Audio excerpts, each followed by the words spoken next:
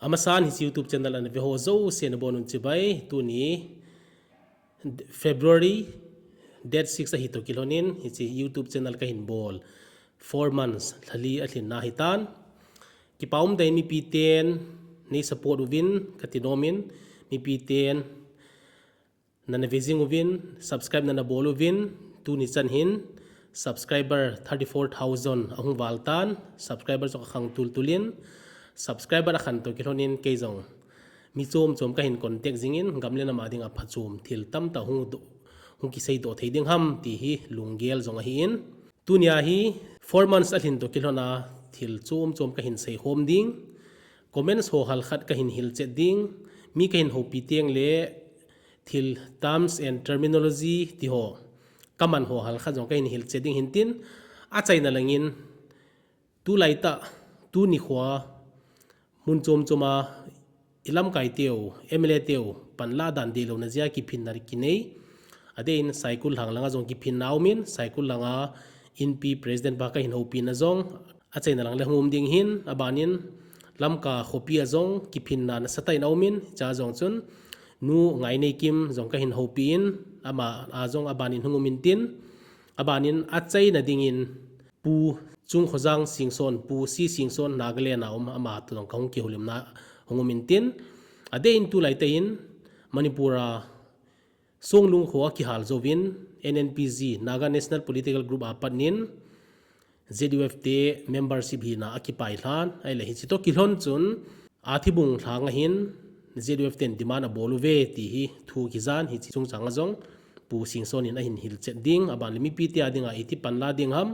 lungneu lawa iti panla ding ham movement ipiti chel ha jing ding ham ti hi aman idea a hin sen ho jong a chena hungum ding hin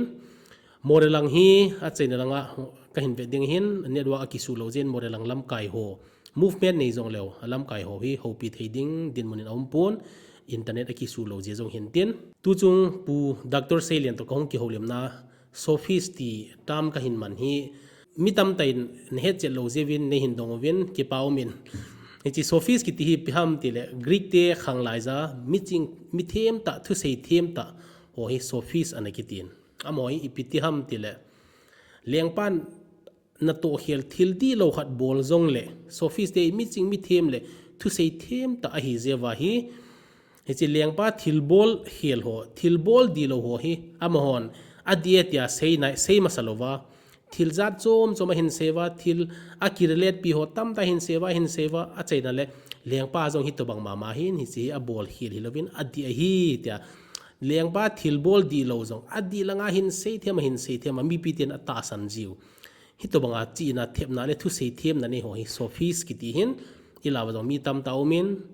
I bol ma sajivin a chaina le sei them jivin mi pite gin cha ni sei them jivin hi chi ja hi sophis ki ti tam ka hin man hin tin tua hi I movement achil ha jing to kilhona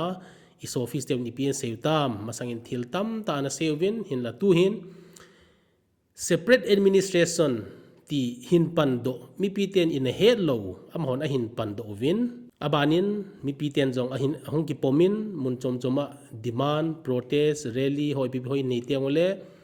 we demand separate administration adu da ti hin panuwin MLA tevun ahin pat do chumi piten anung izu a hibovin abanin lungthu kiti conference ong anewin lungthu ahin KZC le su group le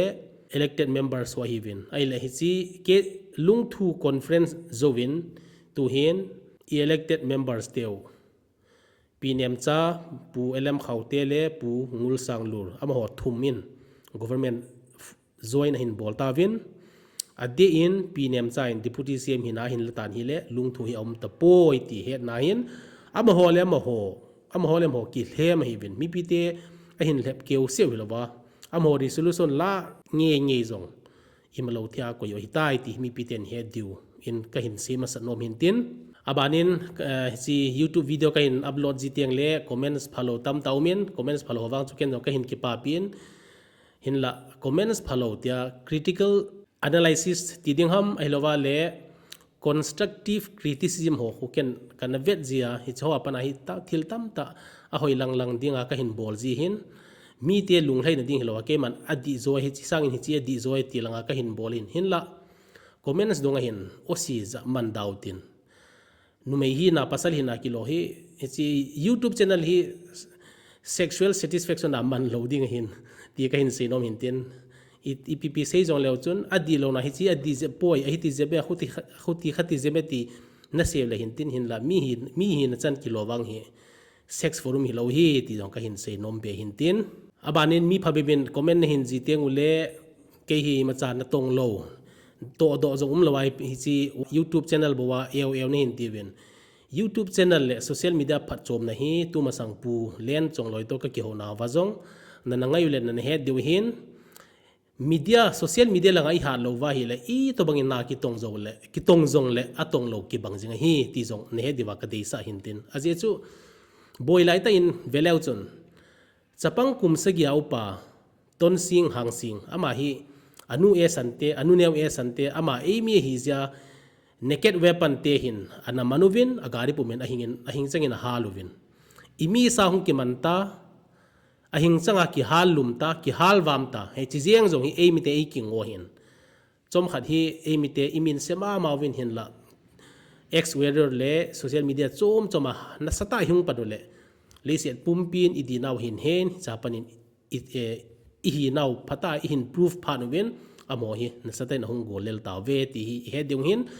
media hi phachom ma hi media phachom dan hi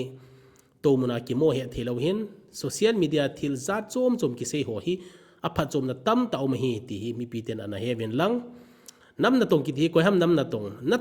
to ginum ta thudi ta na to na hi na to hi nam na tong na hi jengin gucha thilgu kham thei bola ki man ho hin nam na tong ki ti thelo hin adein na I to bangin tongun lang galte to bang san men lang galte chin that jong leo chon media social media I ha lo wa hi le e bola ki sim lo ding galte in advantage ala ding hi ala thei jung hi ti jong ka hin sei nom son hin tin abanin phabe ben ke hi sum hol sum de na ja YouTube channel bolin nei gelovin YouTube hi sum izat daw ki muding ham ka vezong ka venai pon YouTube hi sum kine ma sumuding kine ma bol ka hi poi ti jong ka hin he sa son hin tin tu hin Indian Army ka hung retire zowin ka pension ka kimuin adang income chom jong ka kimuin abanin tua ka to na jong lotam ta ka kisanin ti mayutin Indian Army ka pay zat mama ichi benga ka kisana hin thasein ka salary ti lovin jong achomin petrol liter som nga kamuin insan bon in bank ten ipivin mobile internet recharge na ding in sang le jasagi tobang kamuin mobile chon na ding kamuin tu hin kaum namuna ka posting namuna reason Bank of Baroda reason ni ka vetu min hichi ka vet tu na hin bank branch sa le som nga tobang omin branch khat visit aka ga chia hi le hichi ka che na ni khana keima expense dingin sang ni to bang kamuin abanin petrol man ka sian zo si jong kamuin keima lo tong khalowa ngai tia branch ka visit na ho le thil chom chmai ta ki to del jing thei ka hi YouTube ai ma cha ka kiniam poi ti hi ka hin se nom son jong hin tin abanin lam kai te ho kana se jingin lam kai adin su group ho le MLA lang ho le adin KZC lang hon social media langa halkhat appearance hin ha bol leti ka seinomin aje chu keizong journalist ka hi lowangin media management hi Indian Institute of Mass Communication Delhi apanin kana zil khatan hicha kai he do chui piham tile thil su khat om teng le lam kai ten thu di pa hi apet pena clarify akibol lowa hi le rumors thulam leng thu zo tam ta hung poding gin cha thu dola thil thu lela ki sei tam ta hungum ding hi cho in mi pi te I chan ham khana alung neu sa ding hi ti jong ka sei nomin hi je chun lam kai te hin social media choma tu ni chan hin media ki su ta inei lo jewin adin YouTube ho mama ahung hin hi chilanga hin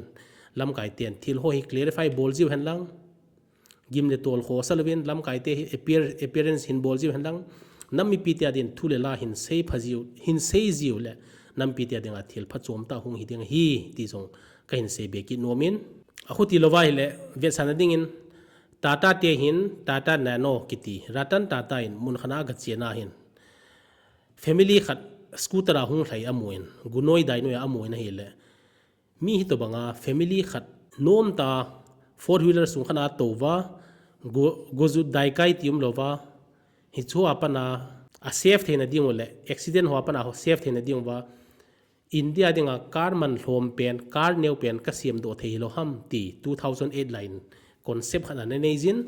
hi chito kilhon chun Tata company ten na to na satai na hin neuvin le set pum pia dinga car man hlom pen Tata Nano ki ti chu a hin bol do vin ong ki launch dan hi cha concept thil phata hin man hlom ta 1 lakh lakhana car khat ki choding hi cha hi family khat ki po thei ding family khat ki dol ding anom nom na che thei ding aman la hlom ding mizo sen an nei thei ding ti hi a concept an hin la media poi modan hi cha he the kha chu bham tele launch ahung ki bol chun a media campaign lang hi ahung thasamin ti dingam ahung di mo khatan car new pen car hoi pen mizo sen an nei thei car people's car tia saying pa hi world cheapest car lise chunga car man hlom pen tia advertise hin bol kha jiwin Tata Nano hi ahung flop tai ti hi mizo sen he divin kata sanin an hello ho jong hi chi YouTube channel mang cha ka hin he sa son hin tin hi chi zo apanin Tata Nano hi ahung flop tan sel tapon to hi ham lo ham he do hin a ki chai to bang hi tan analyze hin bol win hi le hi chi Tata Nano hi world cheapest car aman hlom pen ti sangin mi pi te car mi zo sen an nei theding car new pen car hoi mama public car tin advertise an bol khaw hi chan lung lo ding hin hi chi pija kan se ham ti le nang jong koi jong a koi jong aman hlomi ki mo de lo hin he chi aman hlome just very cheap man hlom pen he ti pali mi lung new na ta khada ki nei jingin car ki ti pija ki ne ham ti le to na ding vale landing thaile landing na ding sanga hi as a prestige nei lego ki so na khana jong ki la hin hi chi ja hi media campaign hi phata bolding Tata Nano banga i flop lo na ding wa lam kai te hin i movement hi chana ki lung tai hi chana tai maban hi te banga hi ta pan la ding hi progress hi chana hi tai ti mi pi te hin he sa jiu le aje chu mi pi ten lam kai te to government ki kai pi i chan lung tam i pi thil so mam ti a hen lo teng le thil chom lungel za chom thil phalo lo hung ki gel ji hen hi chi lam kai ten ana gel phawin lang media campaign lang hi phatain hin bol min lang okay ke do military officer khat kan hi na dolin thil che dan hi ka he them nan confidential ti khat chu om nai mi pi te ko ma her sa thel om nai hin la a her sa thei ho be mi pi te her sa phai lo ham he sa thelo ho he okay adang ho hi public forum ki sei thelo hi zen tin clarify bol je le chon ase nai piumam ti hi ka sei nom hin na aji chu hi ta thil na hin sei lo te ngole mi pi ten lam kai te ki hona ani wang hi tin khati thil nam khat hi na dol mi pi jong itam ta win lung thim se pu tam ta ding a hi jing ding jong a hin jong jing ding a hin ama ho counter na ding lam kai ten thil hi tu kum hizat pi gal in sa tawin movement in an event to progressive chana hitai lam kai ho to government ki hovin hi chi chip topic ki hovin government hi tin sen lam kai tin hi tin ki don bunin hi chana ki lung tai mabana hi to bang to gon om tai ti hobe mi pi ten a hena phai lo ham ti hi ka hin se bet nom son jong hin tin abanin pan khom hat na hi ti hi sei jing kevin tu hin pang khom ta to bangin mi lam kai te de lo na le i movement su han adingin ki phin na i pan tawin lam ka na satai na chelhan cycle chelhan morela zo chelhan hin la kangpo pia chel thei nai poi ipj ham ti hi mi pi hon jong he deuhin ken jong ka hen a sengam kium lo kangpok pi hi amin mong jong e mi min hilo to bangin ka gelin kangpok pi ti sangat hang gim nei ti wa phaham ai lo wale Kim Jong Un dynasty ti zo diham ti hi lungel zong hangumin abanin lamka hopi hi mihem khanin imin dungzuin aki hingzi ti to bangai lamka gi ti ka leng lunga mi pi tiong lungka do hitam ti ong gel the kham sen hin chunglanga thil so noi langin hephalo noi langa thil so chunglangin pomlo ti hovel hi hal khan iki gel phat wa movement adinga ki to hi zong lawan ki to thei pumpuma panin lava phaham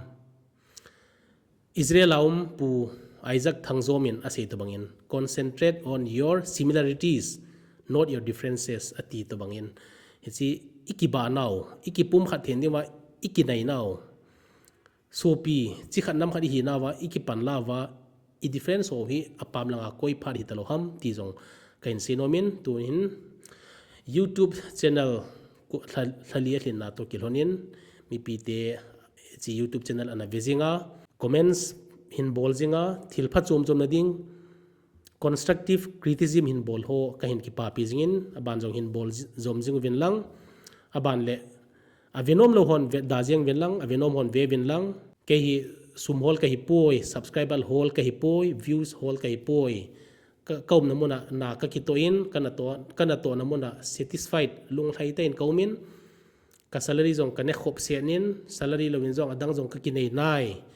hi views ho boy ka hi poi nam pite phat chom na dinga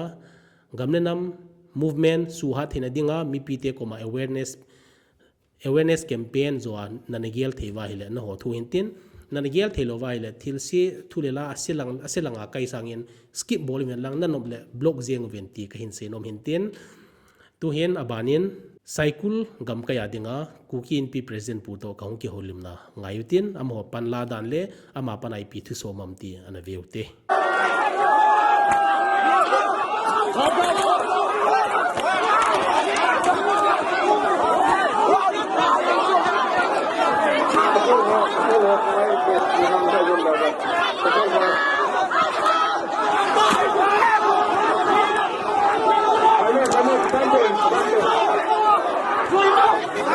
Kapasal hoy kapira amana tadana now kapal hoy na may how to which government in which government duty kon kaso bodo ko hai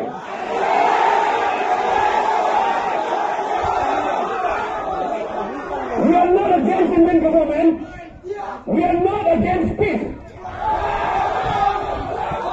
but we want lasting peace not temporary peace the peace without SA is not peace for us. SA daulat sampai cucu hodingin sampai perkisian sih tahu. Kemudian, nam gogan ho, nam khanda ho, nam pate ho.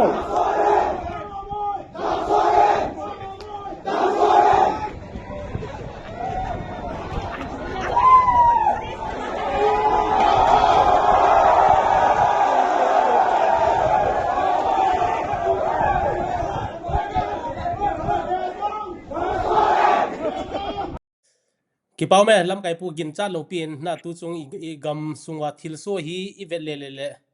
pon na lung na jong omin I lam kai teu hin mi pi te a hin lep do tam ti jong lunggel tam taw min na tu hin a result so hong so pan tan elected hilowa selected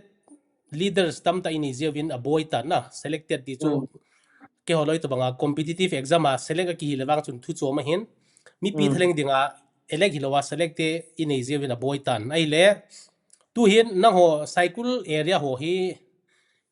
pi kimneu na pi kimneu hin government a join poi a zo poi ti kizan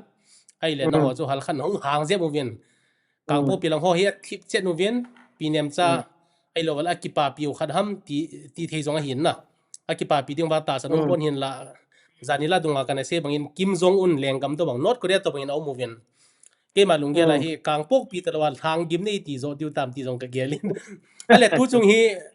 no ho area na cycle te hin pi lunggel na ne bam tu chung boina tu ki se a tu ni jong lampi na zo du win na halakhat update na hin pi the dam ti tu chung thil so hi mo so helowin 2023 mail ha pana eho kukijo chate in mail heite majority community te in sumanding e wo nova thilemanna jumle jana neilego thil tam pi ichan nungwa hi itabang thilsu hi hunguma hi in ichiwang hi mi pi pu na sange ki cho ma san ka sei nomle aye chu hichi hi in to phanwa hi eho hi mail heite to form the I ta po ve ti hi mi o se lungthima hu min hi chi ta kil hon chun May 2023 ma in kuki jo MLA som hon ki to chanin go tia separate administration demand declaration ana bolu win hi chi chu tu nia hi pi di che pi we ya chu hi chi separate administration demand bol ho chun tu nia hi separated ka hi tawe tia declaration abol pau chu tul to chu phawa government a join kit pau hi chi wang hi childi lo wa hi ti hi mi pi lung na na hi in ye chun cycle ga mi pi ten jong nam khat chi khat hi ra chu nam mi pi na pu na ni ke hon jong nam mi pi dang na pu na tabang bang wa ke hon jong ka pu na no wa tu nia chu gadget sino ya ki bung protest rally chu cycle ga ma tu nia ka bolu we ale tuni na protest rally na wa MLA pi kim ne hung zawam thu se na pe nei kham ama ba hong jaw koi ke hon jong ka ko po we aje chu chi hi purely CSO bisa ke bol khat ai ya chu politician ho kitile ho elected representative ho hi amo hi involve lo phadu phadam tia chu ka ye lo wa chi mi pi rally he ya chu amo chu hong jaw da phano le tia chu ama chu ko yang ka ko po win he jong ka he sa po we ale in pi lam kai khat ne hin dol in pi kim ne wen tuni ne thil bol ho le mi pi te lungel hi a support hinam na mu danin ama ke ho mu hi ama yong hi Delhi alo la gotia hi chi government formation dinga invite yong amu hin ako wa phone ayong by phone ayong ako we hin avel vela ko we hin ama hi chi lo we hi ye chun ama yong mi pi sentiment mi pi lungel pa hi ade yo ja government formation thua ke ko na hi chi lo wa dena to hi mi pi te in achipi government job loading hi kitipa nam pi decision pa hi ama hin azo mai tia ke ho hin kala we aphai chi kidang ta in good news kharin jong ka hen na ai le pi kim ne hi tu chunga che lo masanga chu lungthu te songkol te du da te hi sa MLA te meeting phale chu ga che tho ya na MLA delhi lang hoi lang tu chunga che lo mong hi le Facebook post la Twitter la hoi la pi kim ne thu se du da na kan mi te hi ti ta ti khat jong kan mu le le na ki pa pi ta hin ai le tu chung i boy now hi i chan hung thei ding an muam hi chi hi government policy khat chi chu government na kiti phat le phai chama mei dominated government policy khat a hi je in government policy khat wang chu chan ge ham khana chu che de hin simultaneously e ho yang nam khati hina wa policy khat movement khat ne hi ta ji wa chu hi chi betrayal ti yeng hoitin or traitor ti yeng hoitin mi thum ja nam policy khat alo le nam chi na long pi khat wang chu chawai thailo de ti wang hi ke ma gel dol ke ma pom dol no cycle area hi ke khat be chang kan phakhanai pon hin la boy lai ta in ke on kan retire nai hin na cycle area ke on kan personally on kan boy pi mong hin gor kha rifle stia jong ong movin abanin tu masang kai episode an vi hon he de hin na gol hang ho kitile na ho lang ho vi ho mi som no ki manin chi na ho lam kai lang ho apanin gol kan mu jin gol kha rifle stia ke jong ke to kinai ta kan hi je vin cio pa ko ma kari question e sante police station na pi do mo mo le de ke tile police station ni de thum kanin cycle hung thain na aban de amun ka het lo wangin chajang tui leng phai leng mol hoi la ham mun tam ta ke jong nam lam kai te ho he hon na he diu hen tam ta ke kana pang khale len ka pon an ma hin cycle hang hi ain la lang khana hin area dang sangin cycle lang te hi pa chat no ma win as masang lai koi te ham khat ki yen bangin na hang the no win na do lai thabi lang hoi lang ham na tan chin na ki jajin na ai le tua nang mu dola cycle a hita KJC te sai no ya in P10 protest rally na nei theu a hi le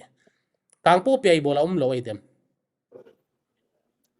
tangpo pi hi iti sei da ha ami ho hi aching hi wam ai lo le ami san hi wam khat wang hi de hin na aji chu nam pum pi khat chin long pi khat chu muntina hi ki bol thele ki bol mo le ki ju ye hin ala kampu pi headquarter 10 abol da yeng ajui da yeng wa hi amo hi achi ji wa yo le kachunga thilphalo lung khan te tiu ham or angol je ham or amesan je ham khat wang chu hide hin chu wang chu kin hi chi chen he ti wang chu ka sei the pun a hin atmosphere environment khu nang yong ya North Korea yong na phaja min na ji tabang din mun thim khat yong khu uma hin na chi chu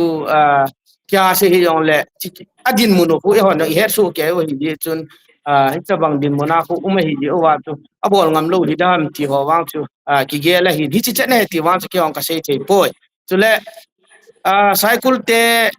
cycle langa VV ho lang nam go lang ho yong le buina anatu ichan yam khana pan na la su ka he khapun tu ni anan sei le atha in ka ki pa le yeng in cycle gam kai nam mi pi yo se thal hang an chunga yong ke pa thu kan se yin na yong nam ngai lu khat na he ti chu tu ni in namin chu ka ya jing in yong la face to face ai ke ho na ko nin ka het be ji in na chunga yong ke pa thu kan se ye abula ati lai hi ki se ngam lo hin na on service ki le agu gwa ki bol thu in ta ke ki puna mong hi tan na noi ho ti chu ei amuna kium hi jong le social media hi tan army officer ki ngai lu na hi zar chom je ba hin na amuna hoi lo ko mai tin hal khadi tin ne ki thopi bo ti le na tin thil tam ta jong thil tam ta ki bol do thein abani hi chilai phat na no ho thang ki ti le IGAR East ham to silchara pian ko na ama south is na south ile mantipukria pa khoi lawa no hi east lang hon apu hin na wa major general VK Nambia na tu hin vaireng te counter insurgency jungle warfare school commander in omin ama to hin anaki nai cha anom ka hiwin na Jammu and Kashmir la kanom line ama hi ka brigade commander zone hi boila jong phar se ai ta ama to ka ki hojing in hoila ham khana jong amun chu ka hai miltan no lang pasor khanin in callin sar ipi ko ham ko khani ki halding itai e sante khat Assam Rifle company commander khan omin ama ni hi tin khomi te tin bol ta yan ta ki nga pet pena khat pa chu ka call to ka se pa chu IGR pa chu ka call le man hi anaveng hi te bang thilum thelo di he tin na abanin chom khajowen pasor pa mama chun ki pa thuan se mi pam kha chu aumin avui khut veng vong lai ta hi to nam mi te zo boina hong hi pa le ke chu kalungya la chu hi ta ke nom ta ko ma nam mi te ta gen the chu na to na chu ki hai jong le pi ki munda dham koi ne ngola thi dham ti ho hin na ki paumin ale hi te ki ho nga la hi le thil khan na dong le tu chu nang a ground anai se maum ni na chi khamen lo incident hi to bang thil so anom dan ham amuna nang head danin khamen lok incident hi ti he khamen lok area hi attack an bolo hi ni thumlu na he first day second day third day na second day hi alel thimpha no wa chu enge in chap khat cho halu bin a hin ano do yo lo amho yel banga cho ajo yo lo hin third day nia hi XCM Birin ama to MP lesim basana yaw ba hi nongsum ho mele ho he nongsum hi nearest mete village from Khamenlok na nongsum mahin kema bol hanin amani yang hicha kona chu amani hin operation chu kamana bol hona hichi third day nia chu hichi Khamenlok area ko sei ko ye nom hi hichi athum ni thum chan nia achai we ahin te ho yong pathian lung senin athia mang yum po we aki sukha wang yum mu we ahin athia mang yum po we ahin thila man lang hi ise ya wang la chun amo hi atam thi win e ho nam gol hongo han san na yal chun him le thal ya nam khat long hi la do win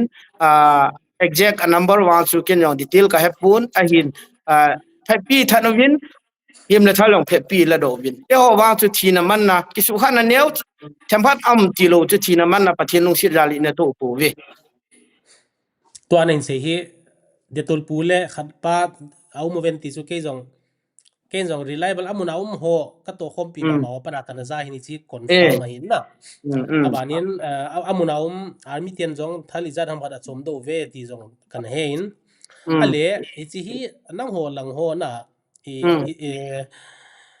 avivi ho se lawa jong asam sau ta ba ho jong hin hi cho chun thala nei lo ham achang amu nei lo ham ipizia kibulu zo da na gelam chi e ho chu e he no chu la a pet te hi wa chu ahum nau hi kum som na nga la hung thing ta ale kem cha ni wa kem wa chu lung mung sela umu him da thal long ki ngai to lo bu am ho ki ga na ding thal chap kha khana ki koyu achang phep kha khana ki koyu hi kal wala chu I ma cha ki gu na ga la hung le hi ti ding khat ti ding ti hi I ma cha nom lo ya ki gu na ane lo ji wa chu chi khotam tilhau including khamelo area khotam tai la kha wa hin wa si nom le in ye chun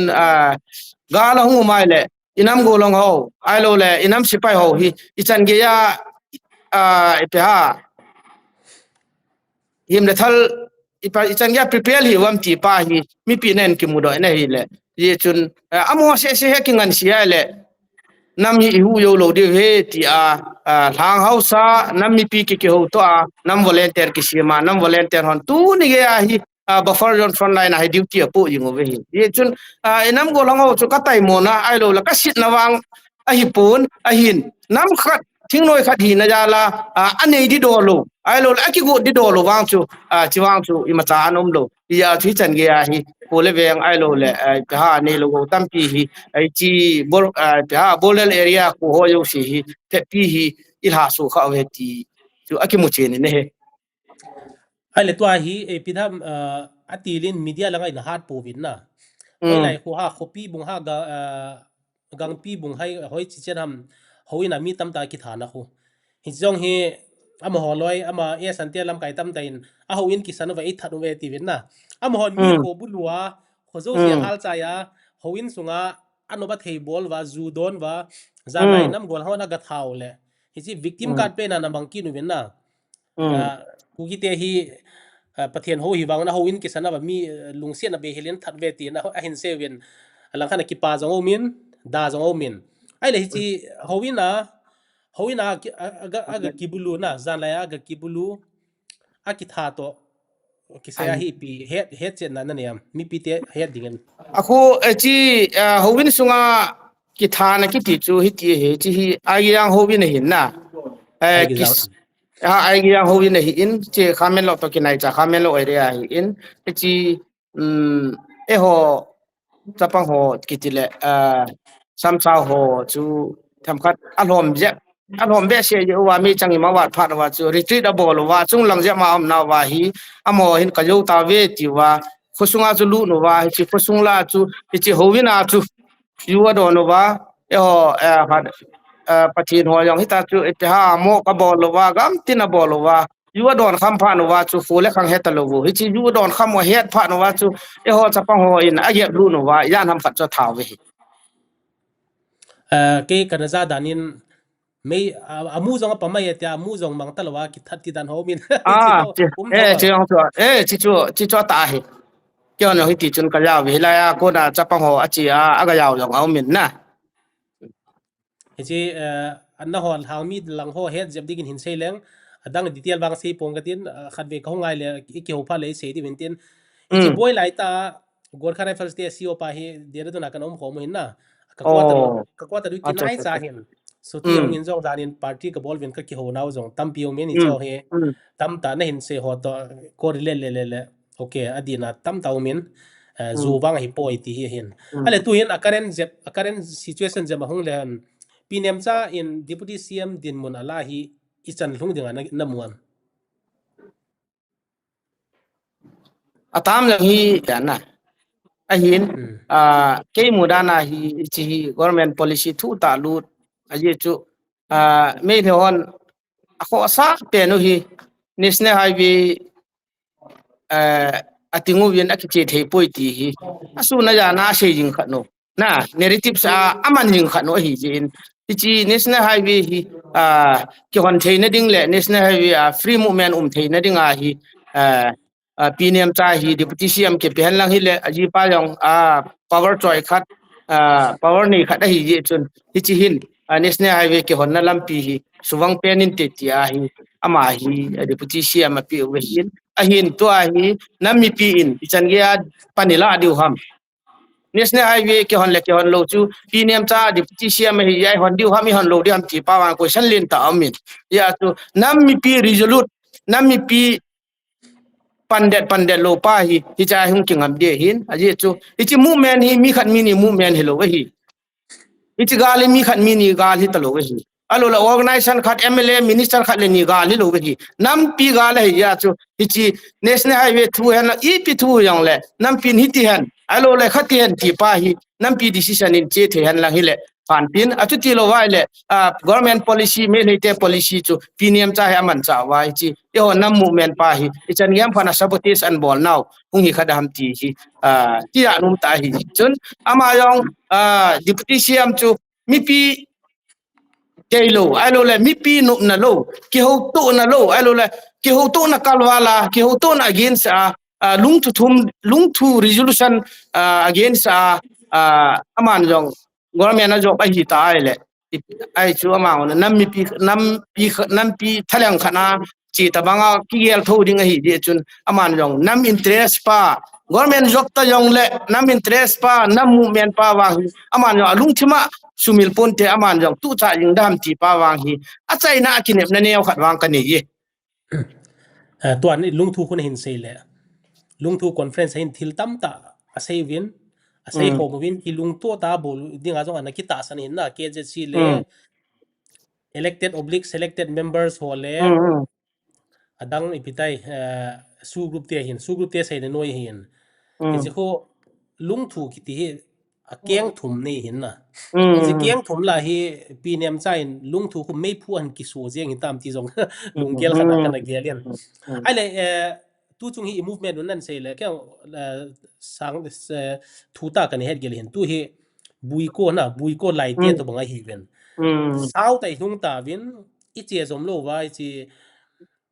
ปีเนียมจ้าหัวเลยก็เราเห็นน้ำปีบิเจอบอลเจว่าอีกินุงโจนห้ามอีงาว่าเห็นเลยบุยโก้บุยมันแล้วว่าคุยลูกว่าไฮเตฮีเดียวเห็นนะเห็นสิจุงโจนินนะฮอนตัวหิมาบ้านน่ะ next course of action อีที่ปันลาดิงนักกีโกนุวัมนะฮอนที่ตุนินจงเรลียมีปีมาสังกัดเสียนะ any society any community ฮี traitor คิด betrayer คิดฮีอังไงฮีนะดิมองไงฮี even Bible ปะไกสู้อยู่ดอก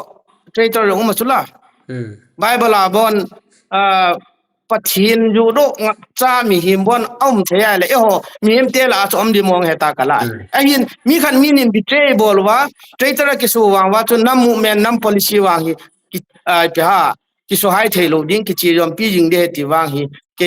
ยเดียฮีอีเจ้าจะมีคันมีนี่ยาน้ำ movement อีมันยกสิให้ฉันวางเลยจะวางจูอีจ้าอะไรสิบุยอีไลว่าอาจจะพากูนะงาเตตะบังจุฮีดิวินี่จะวางจูน้ำมาดิงาทิลพาให้โลเดฮีเยจุนมีคันมีนี่ยาบอลคิลโตคิลตะยองเลย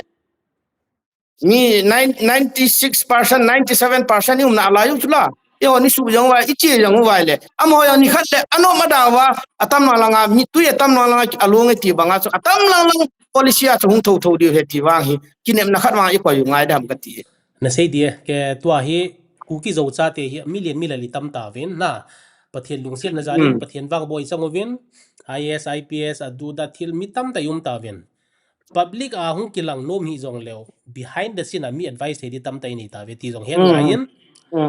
นะฮอนปัญหาไลน์หินลาวินลังCSO ฮอนมีปีเตียนนะหิน support จริงเดียวเห็นgovernment ก็มาอีเฮ็ดซาดิว government ก็มาอีพูดดิวไว้หรือว่าเลยอีโซดิวช่วยพิมพ์เดียวเลย you can fool our leaders but not the public นะ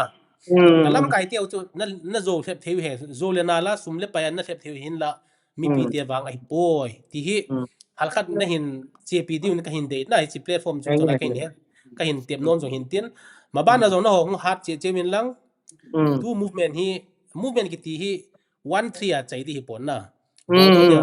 กุมตั้มตานะซาโนเบียนโซปีมิโซเตียนกุมตั้มตานะซาโนเบียนอาซามิสเตียนซาโนเบียนนาเกเตียนซาโนเบียนอเดียนโซอีเจนคอมพิว naga te bang hi ki bol da hi na samong mong hin na Samong ama mong, ho zeta jong armed forces special power ti ho hung ma hin mm, chi social media ma sang lai pe apana na thu gim gen thiwi ta win tam ta jong phat chom na mu ve ho hi ki pan sia kinga zia hi cho hi tu chung in bol ta po te nam lam kai ki chi tam tai nei ta win achinga them tam tai nei ta win on service hi jong le bureaucrats military ai lo wale officer za chom retire jong nei ta win apan muna pana jong feeding hin bol the tam tai nei ta win hat in hung pang ta win ti ka hin seino min tin nangin ala a chai na dinga na mi pi te mun chom mi pi te den ho mi pi na ho hang e ho dinga ipi vai la seinom na ne ekat gal tu chung gala most affected to cycle gam ka hi be ye chun hichi gal to ki mana nampu nanna nammi pi gel ko na hi cycle gam mi pi te hin mundanga ho sanga kani jam hom kitile ki seiwal dam wang ka hepun na ye chun nampi in tu to political platform tidam ho common platform ai ni kuki jo sa te ni chu kuki jo council hi in kuki jo council lam kai ho in bowling to dinga decision an la ho jo siu chu cycle gam ka ya wang hi det ta ki chi pi ding ki ju jing de heti yong chu ka sei do no me chule tunin na sei bangin nam sunga achinga thim tam ta i movin chule nam na to ki ti hi CSO jaw se nam na to helo ve hi service a yum jong le service a ko na nam na to the ta media am jong le media platform a ko na nam na to the chule ipha missionary alo le NGO bol hi jong le chi e ma to na platform a ko chu nam na to the he ti hi tunin mi jan hama ko nen ki modin chule adin nang jong ex military officer ne in ain tunia media na bolai chi media platform a ko na nam na nan to hi kan ki pa pi le win nang jong tu sanga panna hala jing ding hi cycle gam kai mi pi ten kai ti mu ve ka ki pa khat to ka nga di ka ti le na thu sia kim ke jong hal khat ale kam ke check thimin cycle te hen hoi lai ko na supply na la jiu ham ne le cha ho hin na no hoi la pa na supply hung ji ham kyo hi sanapati waya kang pu pi na chule ne le cha chi cho hi in item khana medical emergency ho wang hi sanapatia akilel chu khat kohima goti ka chi yeng ve ale khat to hindo beng nang ma just analyze let's put as in a hypothetical situation let's say as tu chung situation hi a reverse ti taute niam za din mona pi kim neu ding hi tala ipiti na rek divem na hol thang hon kyo chiwang cho hele aman jong nam interest anga ma personal interest ko sa jo le anam mi pi in jong kinum puntin ke hina jong chu pi kim neu hi ason do la ke number 1 loi ka hi na ke ho ya pana panga ke ho ason do ka hi vin ahin tu ni ge ya abol khila mai le ka sei phachum pu ya abol khil jin kin ipha cover bola apha se ho yong ke ka hi na yong helo ve hi in abol khil na yong pi abol khele ka ti in abol khana yong ka ke pa pi ye chun tu chung hin piniam cha role hi pi kim ne ven anala ta yong le chiwang hi abol khile hi chun ke pom thei pun te ke hi na hin chule mi pi in yong apom thelo de ti wa chu ki che se la ka se the really chu che tho din na kang po bilang te bang lo din na yes ki pa pi no mo ve tu che piniam che pi kim ne wa hong kai ti la arizal hong ki phona thal ki ka pho hi kana mu in na ki pa pi na taliban ho al qaeda mujahidin ho na bang je hi chi to bang in jong tu chung boi lai ten jong hi chi to bang in na hang sanu vin gamle go na veng pi no vin ma ba na jong cs olam kai jong ha panu min lang aning ha panu tin alai lai na ti is azwan sei to bangin hoi lai traitor to bangin athip thang dim nei north korea ta jong le na pp sei jong le adang ho lungke lowa panding maban lungtu mu to kai hung pandiu ti ken ka hin de sa hin tin ki pau me lam kai pu la ki pa me ni khala cycle hang visit de hong kong de okay tu hin lam kalang thil su nu ngai ne ki ma panin jong ngai ki nutin mi pi te sentiment pi umham ama ho pan ip lungel na to gon umham ti ho ya ba na ngai ki nutin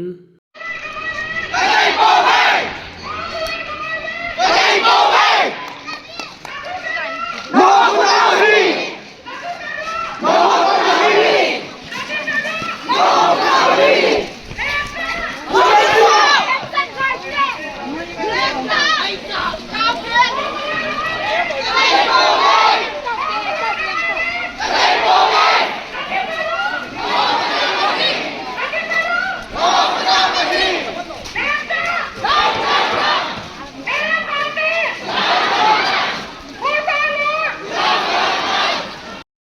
ประกายจีและน้ำขนาดในสิมบ่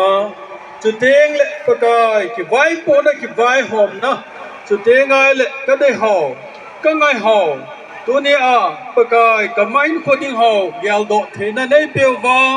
ฮิตวาลำกายพตาตาในเปียวหอซาลินกี่ปาทุเซนมินกะทำวานะเฮอามาวังตัวนี้นี่ขอหินประกายลำกายเซงซงเละตัวนี้หินนั่งอินมีปีหอนับปุยหอยนมนะลำเปีย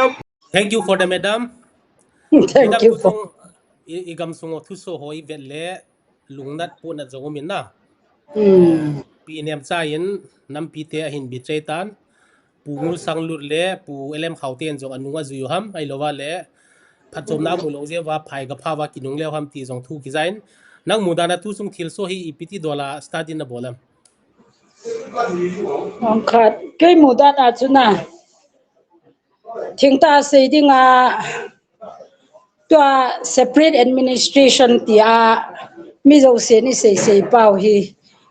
MLA ho wa para hung ki pando hiya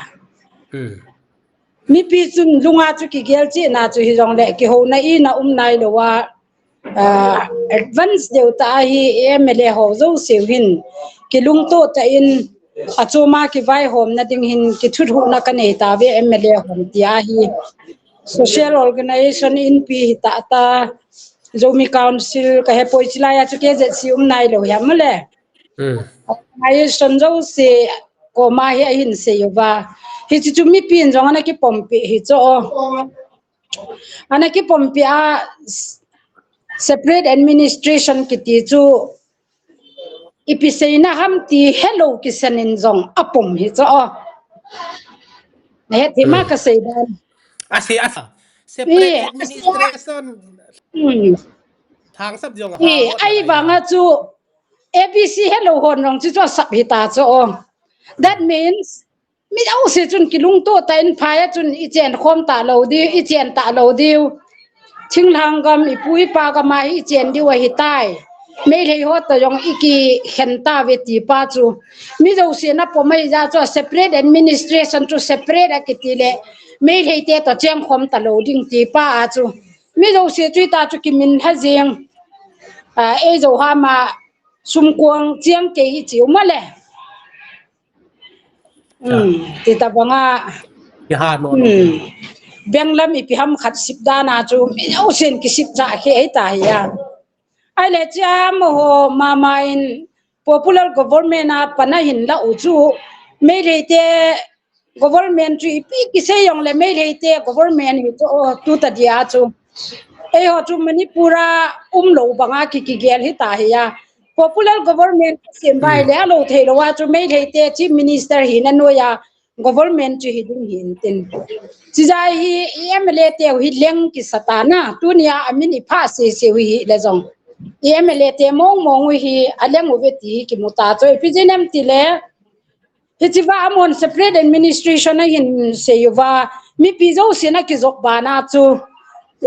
nangin jong na tok so ve la jong na seiji lung thu itiu system pa jong chu theng in ki se le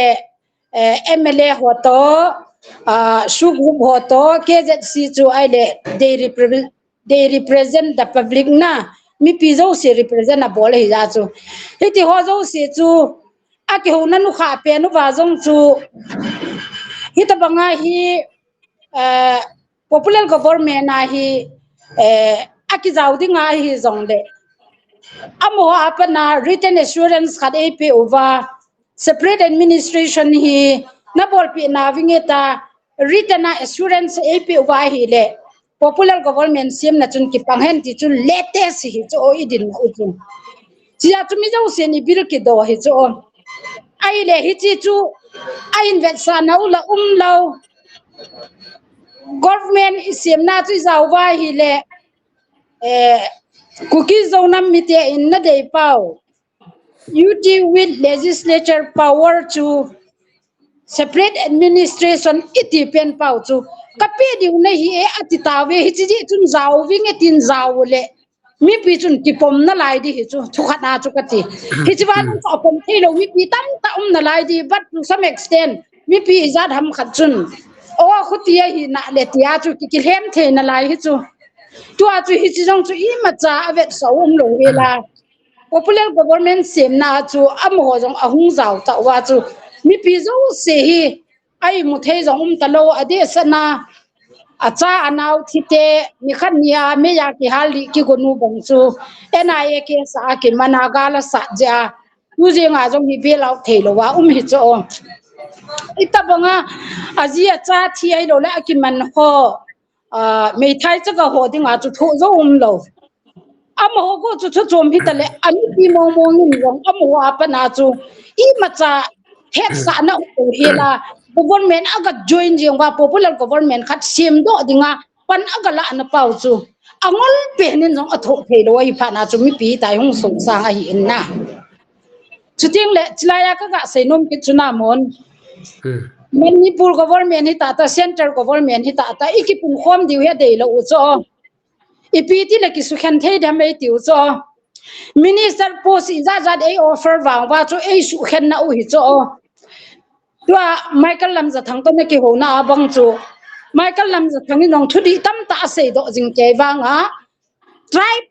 มีอักเห็นเลยเป่าฮีอากุยน้องแพลตฟอร์มฮิจะดาวแล้วก็นกฮิจะตัวจูจานี่ละจงมีตั้มตานั้นเสดตาจุละที่จริงเลย government form ที่ฮอลุงเกลจุกิมุตาจุละฮิจิฮิกิเปหันลังฮิเลจิจุน security ang azo de he atiti ho cho ape wa e loi khenu hi cho am ho in kuki ma cha ti hen lang thing lang mi te nan na ka ho ti jing zong le it tribe wa cho e loi ke ki go do cho tu ne yong cha chu i ki loi ke panu hi ta cho ki lu ta separate administration idal lai wa cho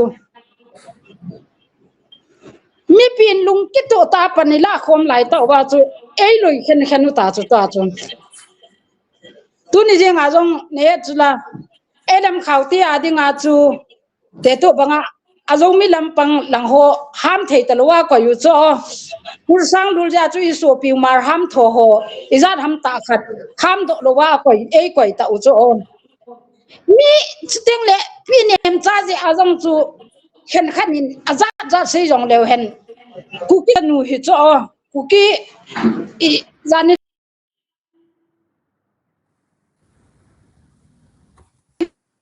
ai sei bang hi za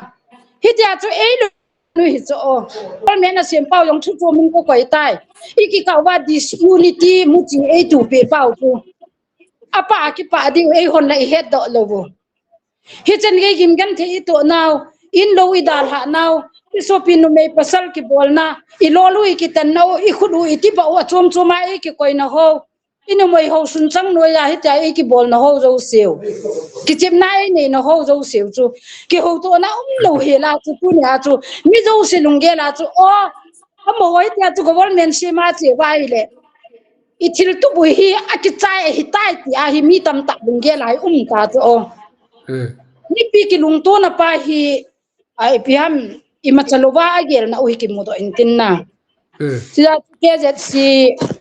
to gunna no ya chu kuki women organization for human rights de ITL women wing chun tunia chu program ki gong hiza tunia ka holim na ka sei go la ka sei man ta a district choma ho anjong tuni te phin na hi nei so ke wi za na kang po pi te na nei lo bang chidan de we ang po pi te chun tunai meeting ho ta ahead a hi anabol saw jong umintin chuteng de what is behind jong chu tunia e ni nang le ke ni sei thei lo hin tin amuna chu abol thei lo diu din mona phada chu sadar hi sa dinga chu le ma khong ten nong ka bol diu he tiu za ka ki za to nai hi ba tu chanai bol di wa ka ta sana cycle in jong a bola chandir tunopal teng le yum naw mun zo sia cho ki bole tia chu ka pom hi ana ai wanga chu am ho pa da wang chu ma cha update chu ka mu nai hi a jani ha chana cho bol ding wa chu chu hi ya kang po pilang te hi pitiu ha excuse a hol jing ke ham ama sa jong popular government ki form masanga jong lam ka reli phata khadan na sata naw ma ama hon bol lo ki bola bol ham te le hi tabang thil so khadom zia ativin na to ajong na hon na boluvin lam ka lang hon ki boluvin sai ko lang hon bolin more lang hon bolin am hon bol kilo masanga thil khat sana zia tia hi ita si to le ha ma mo jong sofis dana do hitam na mo danin tu lai sofis na ki thang sa dan sofis yang tam ana ka ngai dan pe dai nge mon chilam panga hin ken ka ngai dan pe hi jong lang nangin jong ngai dan na nei ave hon jong ngai dan na nei de hi inna mi ho ngai dan chu let me just accept it ale tua movement I panu hi atha be ki pani tan na su te ko anom thim tawin ki ong ki pan taw nge ti dana na hin panwa mai lo wa le am hon a hin rule tho diam su kresi ai tho diu ham hichilam pang hi ken tu ni in sei thei pong emon aje chu mi pi chu ki lung kim ta lo hi in aje chu ajo wai sei lung thu thum chu lung thu khu thum mi ya khat chui la do le bel ki song thei lo hi ya na amin jong chu ko in ei sa pe ham ei ho ni ki sa ham chu ka he hi in to lung thu thum ki tung chu a lung thu a khom khat chu a be ta le ni a chu I piti bel ki sun ta di ni te ni yang to lo ta bang nga chu gel thei ja chu mi pi hin la aspiration anei pa hi ki that mit ki chen mit thei lo hi ja chu as a leader mi pi ta chun ka chi khom ngai steng le mi pi lung tup pa chu ama ho in betray mi pi te abol je wa chu nga thei di hi lo win tin it will go stronger ka ti zo in na ke chun okay very strong word from you madam ai le tua lung thu hi mei phu ki so do tam na ai lo wa le lung thu nem sa tin ko tin lung is replaced by nem cha thu te ko diu ham che ho wang chu tho hai lo wa chu kam ka ke no me thu nem cha thu na amei le pa in la dau chin lung is replaced by nem cha so nem cha thu lo thu yem gelutin ale tu chung hi mi pi tam thawam lam ka rally tam dan chu tam na mama mi pi hu mai ma yang jong chu jong ki gim leu jing na madam hi platform chung chona ka hin selom khat na mi te hi hal khat movement ni bol phan le serious dewin analogy win lang na aje chu enjoy la minjong sector commander pa to whatsapp ka ki chet we nei le aman jong lim tam ta ke jong hiti nei bol we tin beri chep sa na lo yu anom dana ai ya bol lo yu ban le mi ki phin lai ta thil hoi pi bol lai ta wa background music ki bola rock pita hip hop dance ki bol sa loi ti hovel hi movement to kito lo in ka gelin na so I can sensitize bol ngai and we should not create joke out of this movement it's a very serious matter na ale MLA dang hoi piti dola na muam as lam kai khat na hin dolin azaw lo loi na minister post ai lo la government formation ka zaw poita self clarification hin bol ho hi ipiti lunggel na niam nangin ke ma gel dan ka sei de ham mi pi gel dan ka sei de ham nang ka ti chu nang chu lam kai ni hi ta ja chu na gel dan chu mi pi gel dan ta su te gel dan hilo mi pi gel dan awang hi to ai hi thilo se hi hung do jep ta in tin MLA ho jeng jong hi minister post chang hi uzong le MLA hi license si wa chu they are they are included in forming the popular government hi tho hi ana cha hi MLA cha minister post chang lo ho jong hi hoi tan mi pi to chi khom de ti wa hi le wang chu tu ni a mi pi ogin pen chu MLA ho jo se hin resignation pe hen ti wang chu mi pi ogin hi MLA te resignation pe ni ki sei phale piti ham abon wa solid kum som ki lungsia na a hero no le hero pa ki so kyona asana ki kan loi samjanga ki kan loi ti to banga hi solid te ba ki theng do loi na bukem chana ki theng do loi by the grace of gods and guns ki theng do loi ti hoi hi je ba hi ma pu tu chung ka ki resign ngeng le ma ba na hi ki adinga the beginning of the end hi tai ti a gelo hi dem aje chu mi piten na hen do hinge hen lang hile tu chu in ki resign jong le mi piten ama mama nam lam kai khat MLA ilhen do khali ta ki resign hile next day ama bo isot kai ki do ati jeng do hin na next time pa le asolite zong ta lo ding ham ti hovel hi what is your opinion di chu aje chu inap sungwai trust deficit jong sangwal ta ana ipija trust deficit sangwal ham politically every feel hi trust deficit hi ham sangwal ta cho ipije nam ti la tu ana sei ta bang chu hi ja ai wanga chu tu ta di din mona chu mi pi chu ta san ta ani ungai ka sai ne mele ho mi pi ta san ta ne wa mi pi ho anop le solite min kain tin anop le by the grace of God send in kai ta ve taw ai wanga chu ophthalmology chu mi pi ho khela kilhang do hiu cho ye thema mi pi ho representative ta cho achu ti ai le mi pi ho chu ta sanna nei phadu ngai chu la tu ni kho chu nangin azuwa na hin se ho za nin ki heng do jong le mi pi representative hi je wa chu mi pi chu ta sanna nei unga ya mi pi ta sanna dinga tiong le mi pi hu chu a ha na ha tiang le koi hi le jong anan zo de lo he ti ka sei nom tua chi nan se le na madam kalungge la high school kai la thil khan hong kilogin ZTV hong ki phu do ti la na house pu thang kho chin mo pu thang kho chin to khat ve kan ki ho khain ka khowa hong ma chu ka ki ho khaw aman jong ho pi tham hin sa jong hin ten khong kyo ho le bola ZTV nan phu do ham thing noi hi poi mo lo ya ti ve lai ta kan sei le aman ki se ham imi sa ten inam mi ten accept di hunam ka ti le aman ai se tu chana kalung thima kan gel do je khoi pham tu hen ZTV ong ki phut do tan ZTV ki phut do hi in sunga chapa khanin zia nei to bang he na chapa khanin zia nei tu anu le paten ajine chu atilin oimo jong leo phatsa hi jong leo azia hi ta ja chu khonung le hin accept tho du hi ti da na hi amo noi ta kinop chalu ham lam kai te ti jong hi lunggel za au min aban IPP hele to ma bana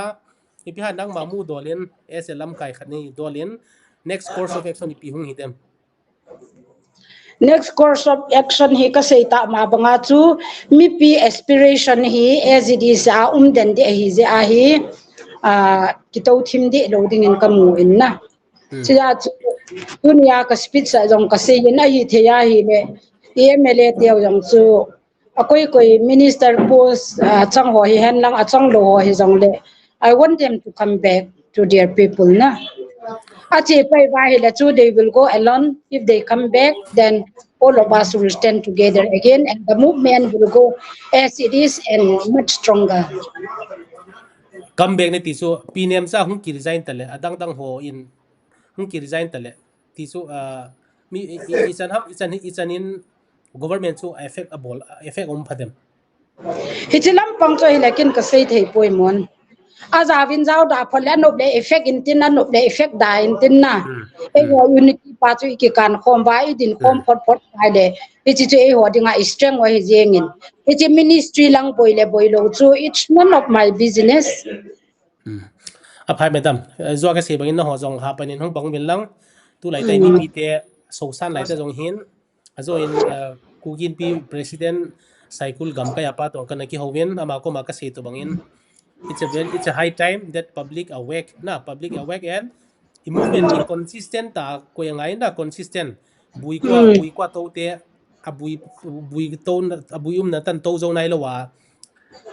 ki khol te hi lo ding ipanai pan nga le thil tu chanai thugim ken then ho hi let's capitalize it na we should not keep everything in vain because tua inga wa hi le kumiza zat hung hi jong le tu ba ki ta lo ding aje chu government policy and plans ho jong heaven a hin khentel diu lam kai hi lo hung kai ding ki boy che ding alas ni le ai gupta gamate I hung ba diu ti hi khain sin om ten last mi pi ten vail hanom hal khat hin se mi pi te ka vail hanom chu hi le ichi MLA khat den ni le thum tiu te ama ho in betrayable jong le nam pi ding khom organization lam kai chum ho hi nam pi te akidar ha theipun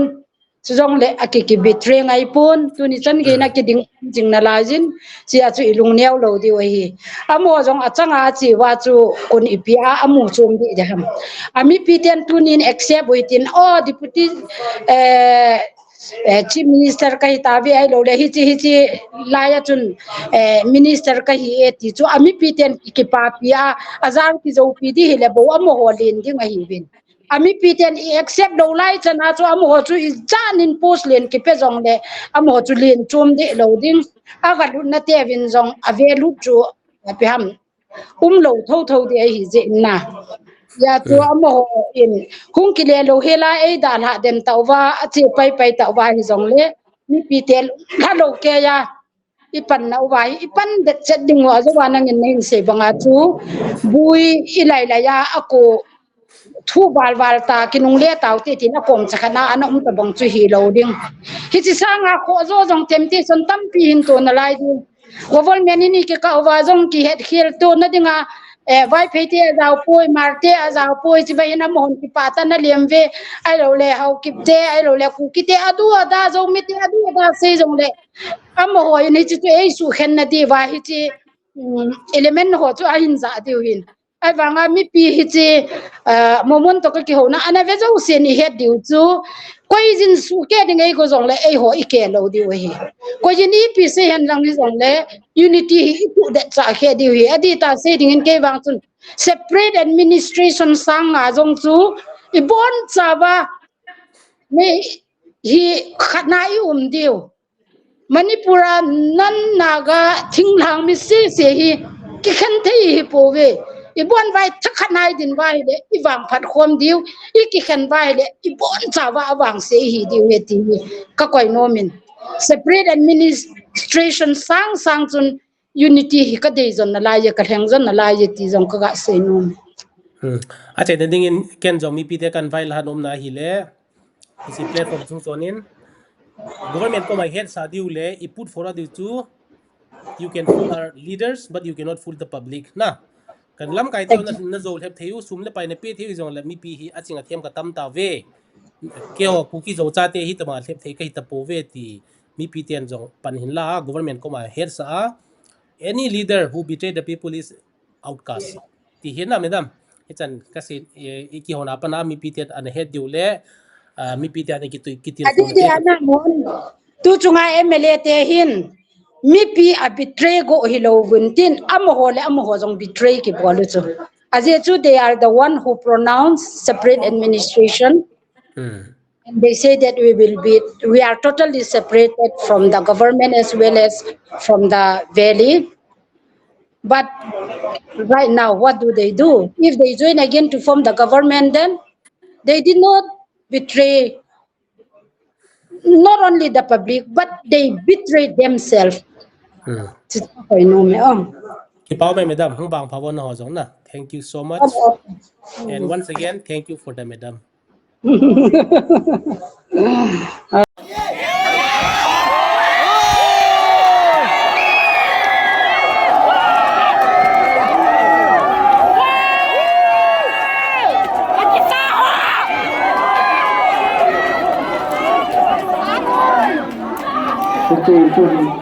nang ki jinjak ke ko hasana thalawa kita ho halin ahita to pelin man kha ke han la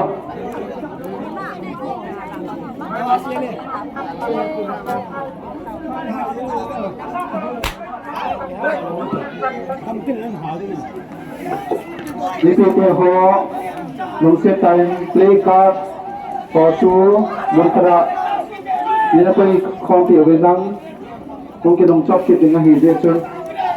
ana choy thang ko tian mun khalin edition kong ti obe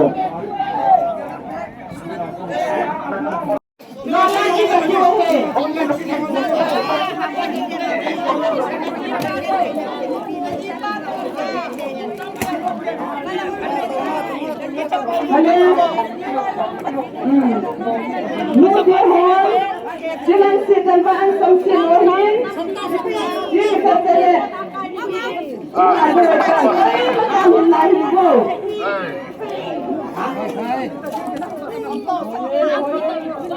Nanak di pelai dana, lung dana di sukana. Misi ibu dana Allah hobi,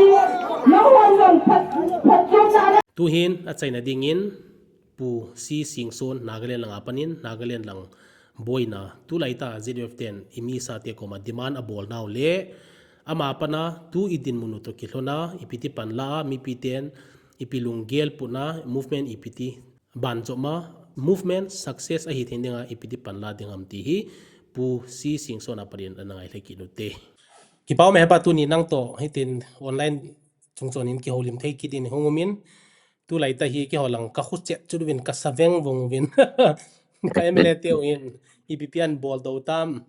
thil so tam taw min tu in jong lam kalang hi le more lang hi le sai ku lang hi le mi pi ki phinna na satai na chel haen kang po piwang kim jong un dynasty to in om ta di win tu ta in ale tu lai ta hin lai pa na holang hi ipi thil so he thading ipi umam helang $2 chu ipi sei num tamin de wang ken ka sei num khat he atha ben ki sei kit le e problem hi yat I sei wang wa e foundation pau hi e ki su tu bungai chu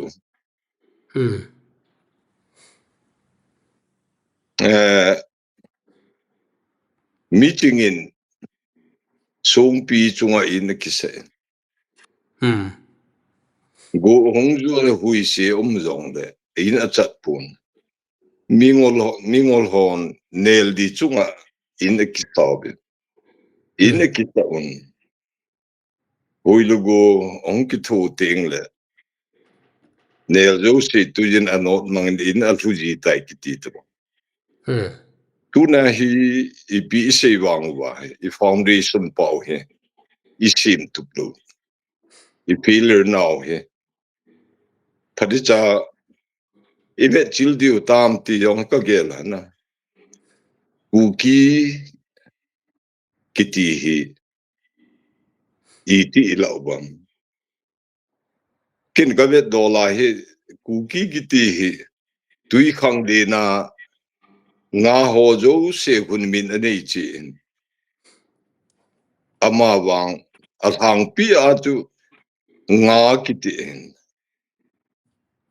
itaba kuki ho jong chu anam umwa hichin nam ho chu I platform je kuki ti iti ha thelo ham tu hin ipi se jong le hichi platform he ikichu di lo wa hi le ilungel ingai to he za chu te ama tribe ham khat chom de dinga ikisa lel jing wa hi le kuki adinga iti teng phad I nei diu tam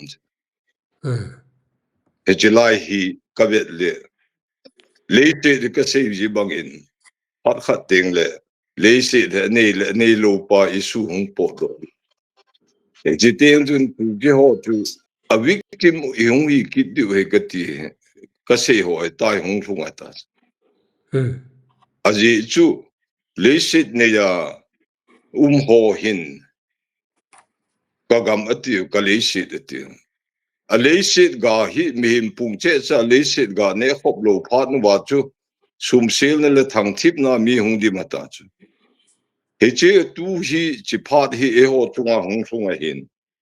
e ho to ha victimize ki bol ki na tas he je a chu political movement and lang EP social and lang EP jong le amasape na hi platform stability khat inei to ka siwa ingai lan he za chom min tin hi ja ko na hi aku ki I future di sei wang wa chu ki ma chang thei tun Manipur context a chu sei ding khanin le kha thim a ching a thim nong tam pi in nei jin ai le tu ne a hi future di vet na a chu thil chu ho de kel hona thil hi vet wa hi le tu ni kho a hi ku ki ho jong chun gam khat in nei lo wa ko hi ti chu I hai pi lai ta wa e chi din mo na I lu kha ki no wa hi la ham se jong min lang khan lung nat jong thum nan ahin la lung le diken du hen tunin mi pi ki phinu ti ep se jong le hen eche government chu BJP government pha in sa wa MLA jong sagi lang itun do tu ne chu mi pi ni ya se jong na lang khan ma ho hin ep diu jong he lo pi chu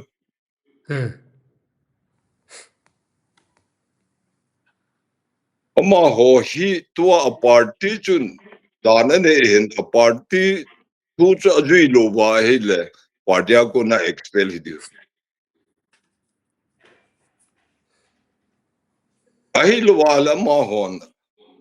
a BJP party policy ju ade ta lo wala ama hon resign ki bol diu ju hung di intin ain la tu ne hi mi pi jong he confuse hi ham ole ama hon phai khat azop ja ji po na bal wa he le ama ho ji chun i movement chu tip da hen lang mi pin buffer zone chu phata protect hi bol wa he le ama ho government lo pa ju issue ga ge lo chu e ho jong chinglen ngol jong len diplomacy i thip ngai china lam ji khung gin tu ki to ai lam diu chu he je a chu lung neu nai nei lo mi pin ka pompo be iti wa separate administration ju i hai pijing di wa hil amma ho beyang kil hai mo lo exactly to hai mi pi phad ei pe uta cha to ne ding ki to han lu han to the the tong ta win de ka ti ke chu alang lai ki khin to wa na hin to teng le thil khat tu phat khat teng le thil khat hum nan ti then government of India jong hita ta nan thelum phat khat teng le ke ho ne thei kot khat chu hung ke hong te ding ti je ke ta san ye az ilung han manwa kam tin ikisap sop jong chu it's not a solution ikisu lung nat che diu hen ye aju achi ta ba ai la phai bang ka ti pui hi jong le hilang tanga adi lo thu sei ding le pan la the ding jong chu abul langa im lo wa he le chung thu ko na sei ta de ta ikile tu di ngai chu mi pin he thim di ngai ta chu to ha chimana chu a BJP government isot de ti na helu pi a party chu ruling a omji a chu e ho chun chum jong le hen so pi chum ta bang hi ding je wa chu ama ho hi hilanga ato wa mi pi de chu hi ti sei the ding chu im lo wa hi jong le i ti di hom la yong chu ngai tu ho ngai su mo lung ha na ki pen gam de le su se di lo pi su tu a hi ching thei da pan la di wa i te zo siu MLA ho hen lang mi pi hen lang ko hi jong le ilungel ingai tu isei do zo se ku kite khunung dinga hung phachum dinga lungel ne ja pan ila che diu chu ilungtup imur so thei diu hin heje a chu ilungnat pe do hin ilung sat lai teng len ichil lum jong hi ga wal ha le ilungel jong na wa ji chu heje a chu lung hang ho jong khunung di ve a til bolo hi bintin ilung han je wa ji ithip san the jong helo pi tom ngai nei nei nu chu ho pha ta ya ji mi pin i phat ke hon pi dana ka mu su je chun MLA ho segi ge hin ka ti poi som hi bam a government na chu ka sei banga apan le hai na pi le phat apan je wa chu separate administration chu wedding khana chu no pelo ding ho la apan wa hi le ananga chu pang diu ham ai lo le alu no wa cha ko na chu separate administration na chu two staging the din mun ane kha wa hi le yong chu politics chu ilung han je wa hi thil he pulleng lungal ha diblok aphai wa itipu ai le chibin lang ipinon bol di ham ka kyo wang buffer zone chu thata protect ko bol di hi chi farm decision kha chu nei te le hen pass mo je ai alung phamo loi a support loi im kha wa hi le situation chu mai lut kha kit di ilai cho hat mo na hin nei kha di mi pin ide you chu separate administration MLA pan lo pa du isu aka ha gel lo ta to aji chu party kha je wa chu party thwa chu ka se banga party policy azop di ham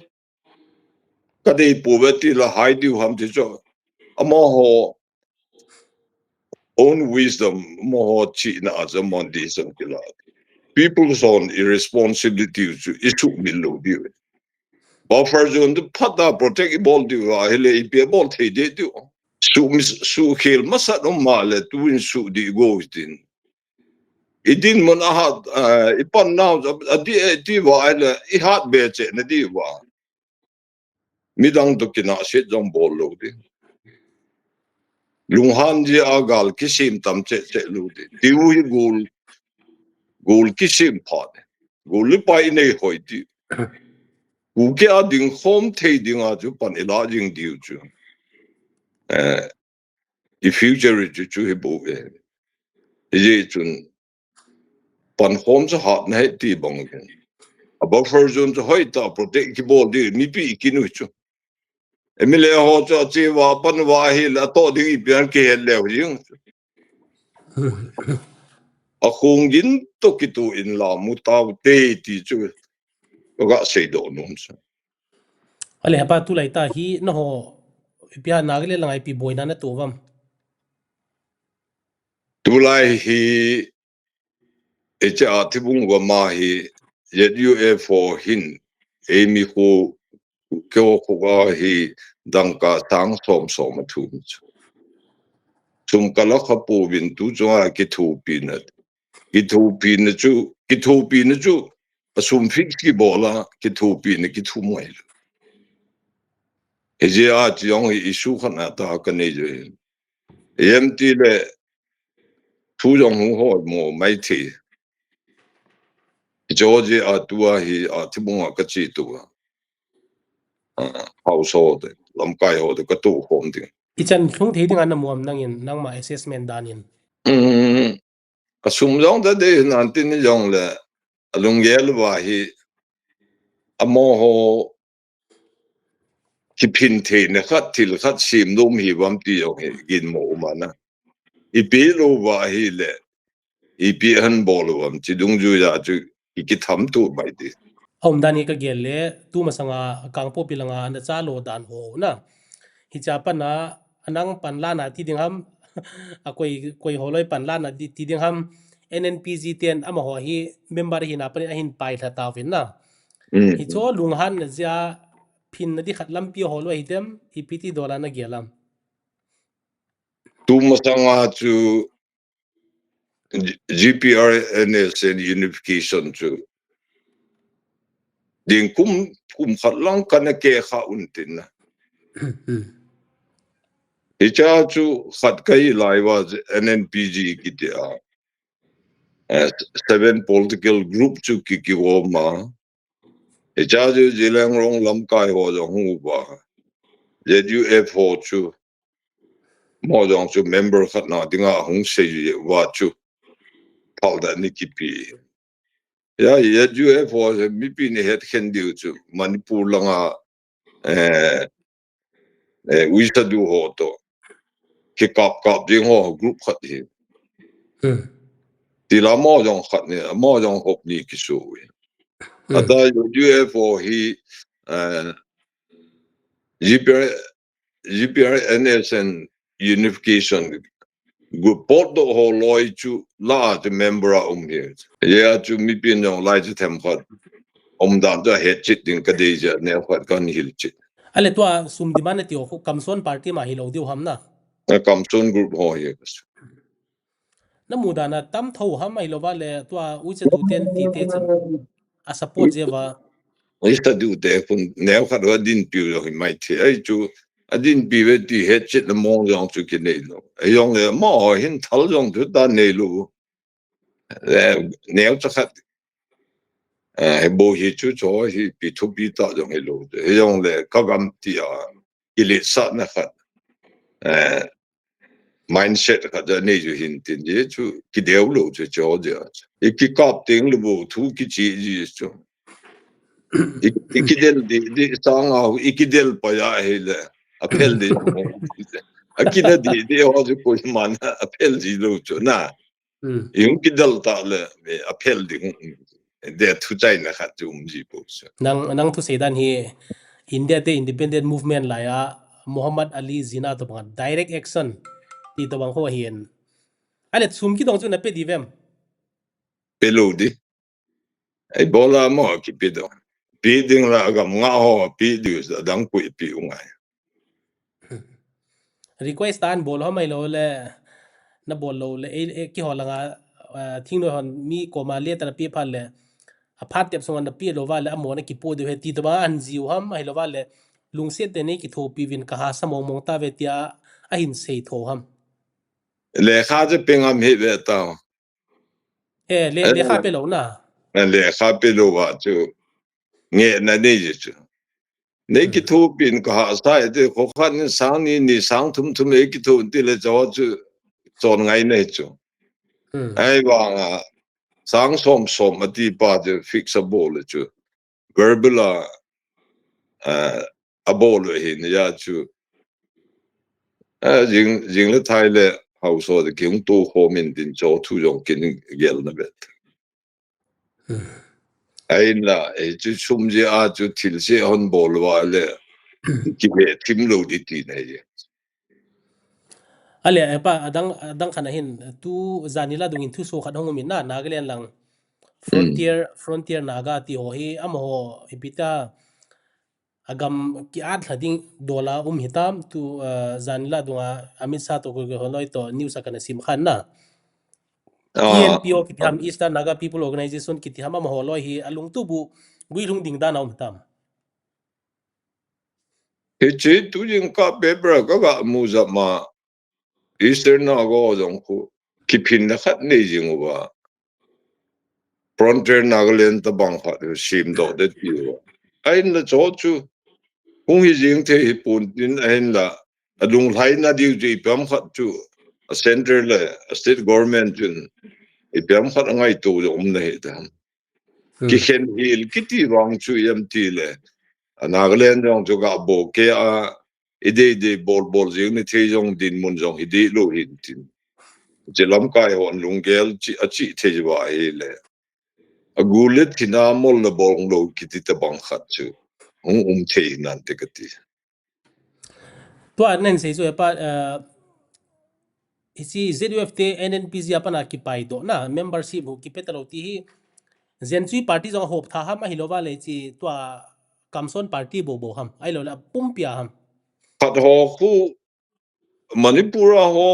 ZUF ho khu amo ho khu alungel khu jileng rong homeland ti ho mo chi pi chu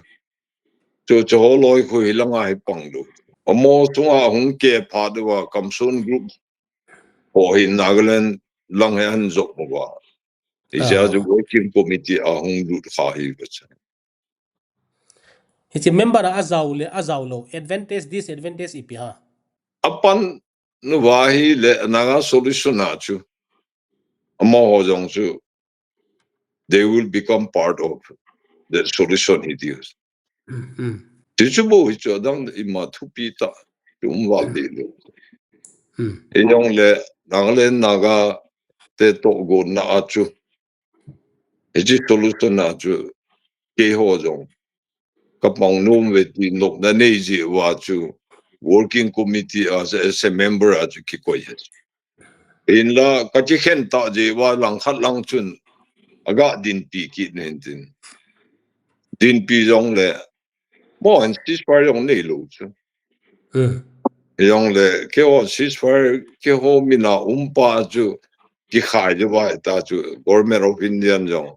head team na khat ani ja ai le tua Manipur atang til si bol pa ju home ministry a jong jo tu ju lung su ta ju โอเคอภัยอะไรดังขันหินโดเบลแรงตัวเฮจีตัวอาทิบุงเอเรียเห็นสุมเลไปทุ่มนาดิมานะบอลเวนิตีฮีนั่งอินนั่งเลเวลนะดีลฮัมตัวแต่เดียฮิโลวาเลนะฮอนะ collective leadership อะฮีนะพูลุดเดม collective leadership knowledge a jong jan ha ju ka ke ulo na ka chi jo tu yong ju phadi cha ka ke u ta ju e ma boi no ma cha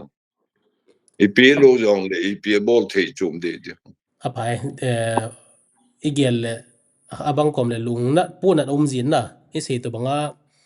pu mai kan lun cha kim gen anala sa na khana minister officer ka hi ti jong le chun gam le go nei lo nam te hi ve ati chu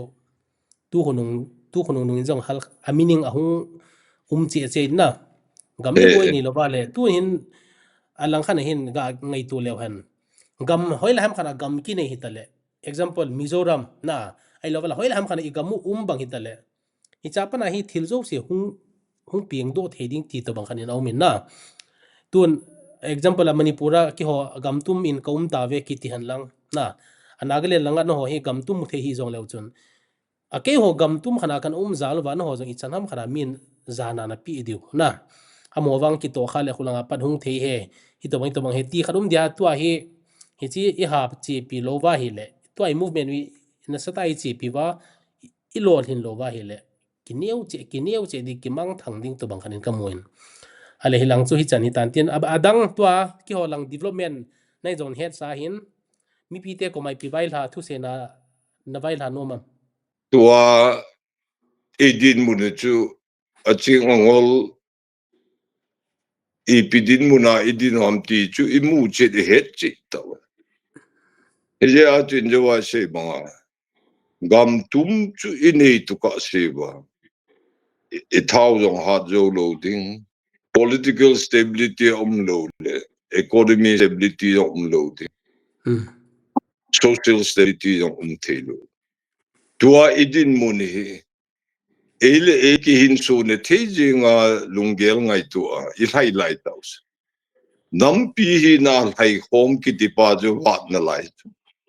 in la tu ne emle ho ji chu mi pi lung ne ki pi lu ti ya ji mi pin I pi de yo ham ju issue mi lu ti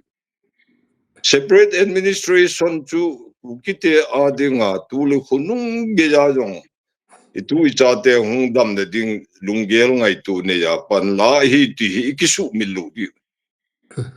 bol thei chan bol da hi mo teng hai ding ki ti chu thei lu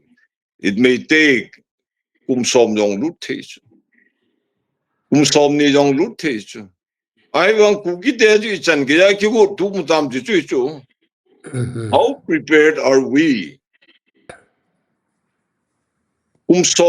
som ne imu to ka seva sustainable na diu nung chon lo ding a ji ki go no tam chi pa de chu he ju I think all in nu mei chapang he lang pusal chapang he jong le I future diu chu tu na ikipat hota inung chon thei lu he je a chu hi che ho emle segia som ham je in nampi lung sampo te ba person jo hoi ta ikitu sa diu teng le ama hon I pian bolam ve kin hote nampi adinga phachum lo hi kha wa le hot ki teng I bola che ho chu I lam ka ya ki tum kit te ka kha ka se e chun ito itham zo se hi ku gite khunung ding vetna in lungel ni jin lung kitu ten nung ton loading I managing di igamutu ku kilen iti pause phaticha ikihu phat diu le ap lo pause phatin putan pe ye ju mi pi ilung neo lo di ti ju gam sunga cheng mi pi ho iki lung to teng le kon I lo di tam jong leo hen ikilung to lo teng le dol chewa na ekewa thena la hiti jong ike het di chu mi pi ho chu ke ma changwal lunggel ka ngai tu je hi chi phan te ti lunggel chu neo khat kan se ki pau me pa nang hi thu se jong le themin thu ne se jong la alu chu nen mi tam ten jong na thu se hi aman thei wen na nang thu se za len jong comments ho jong nana sim len heading hin ken comment zo se ka sim jing in nang thu se hi mi pi ten angai lu jing win azui jong tam din ka ging chan na mi tam ten comments phata ta pe win nang hi to bang lam kai kisu igama manipur gama nang to bang pu singson to bang lam kai ki nei le i chan ham khat ki hlung di tai ti jong ngai dan tam tau min ana hon jong ake hon jong hi ten thule la ki kum hom jing tin gamle na ma ding in pang hom jing tin ni khan ni tiang le no wang phana ki ho wang phana ki ho lung tu mol so na no lung tu mol so na ti khat lungai ni jingwa hi pan khom diu ti ka hin se no min tin ki pau me pa phat dang teng dong ki ol thu za ji le na ki ka pau ki pa